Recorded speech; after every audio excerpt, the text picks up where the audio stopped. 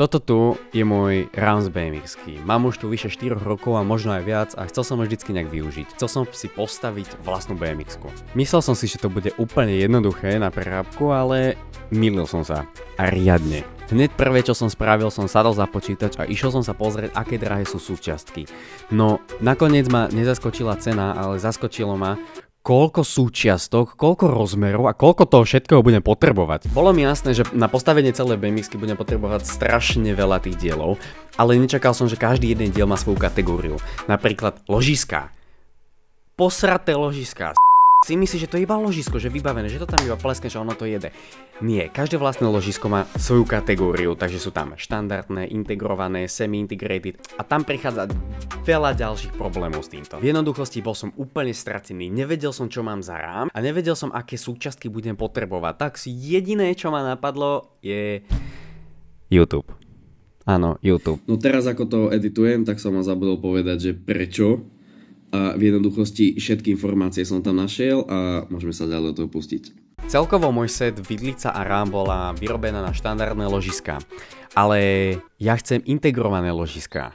Je to lepšie, ale tu som zistil, že je problém. Tým, že mám hlavové zloženie na štandardné, tak potrebujem kúpiť konvertibilné hlavové zloženie. To mi dovolí vymeniť štandardné ložiská za integrované.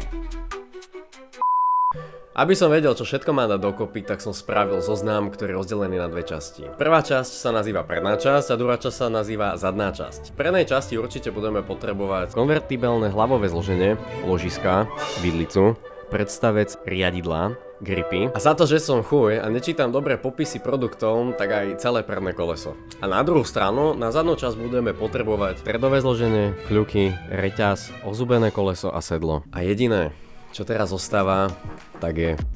Takže tento rám sa snažil najprv odlakovať posratým švierglom. Jebať, to tak dlho robiť nebudem. Kde to je?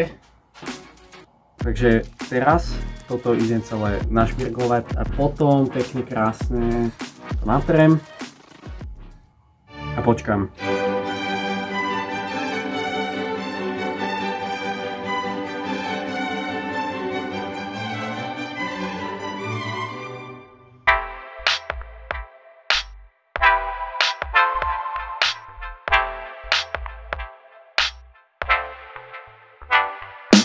Na vidlicu som potreboval dať taký krúžok, ktorý mi vlastne povolí dať integrované ložiská na vidlicu. A na to je taký stroj, ktorý vlastne pomáha tam ten krúžok pekne zasadiť, lenže za to, že nemám 200 eur a som sedlák, tak som to vyriešil po svojom. A na to, aby som vedel použiť konvertibilné hlavové zloženie, tak je taká akoby rúra, ktorá vie vytlačiť staré hlavové zloženie a to som tiež nemal a nechcel sa mi to vyrábať, tak tiež som to použil po svojom. V jednoduchosti na vidlicu som nasadil integrované ložiská, vidlicu som zasunul do rámu a predstavic som nasadil na vrch vidlice. Musel som si fakt dávať pozor, aby to bolo vyrovnané a už to iba zatiahnuť. Aby sme opli riadidlá, tak musíme rozobrať predstavec. Jednoducho riadidlá nasadíme a predstavec zašrobujeme naspäť. A teraz môj najväčší nepriateľ, ktorý sa nazýva gripy. Jednoducho mohol som ako každý iný použiť VD40 alebo fén na to, aby som jednoducho natiahol tie gripy a jednoducho ich nasunul, ale tým, že som strašný chuj, tak som to tam dával na sucho. Shut the fuck up. Keď som sa domučil s gripami, tak jednoduché, čo zastávalo pri tých gripoch, je zatlačiť stopky a už iba dokončiť predok.